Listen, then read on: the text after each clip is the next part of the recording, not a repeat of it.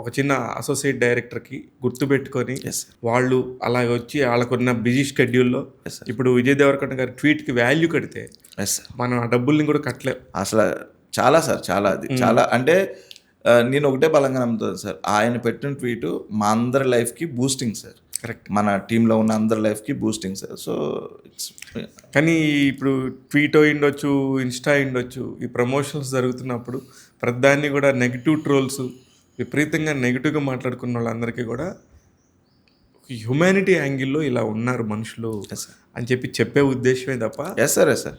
100% మీరు డియర్ కామ్రేడ్‌కి పనిచేసినందుకు భరత్కమ్మ గారికి కూడా నిజంగా అసలు ఎంత మంచి డైరెక్టర్ అబ్బా! ఎంత Yes, sir. Fabulous director. Yes sir. Yes. అందుకే ఆయనంటే నాకు సెపరేట్ రెస్పెక్ట్ ఉంటది. Yes, sir. చాలా బాగా చదువుతాడు. స్క్రిప్ట్ టాపిక్ వచ్చేసరికి మంచి రైటర్ ఆయన. బేసికల్‌గా అతని బ్రెయిన్‌లో నుంచి, ఆ బ్రెయిన్ చైల్డ్‌లో నుంచి పుట్టే కథలు చాలా బావుంటాయి. మీరందరూ డియర్ కామ్రేడ్ ఒక్కడే చూసారు. కానీ ఆయన వెనకాల చాలా పెద్ద యుద్ధమే ఉంటది.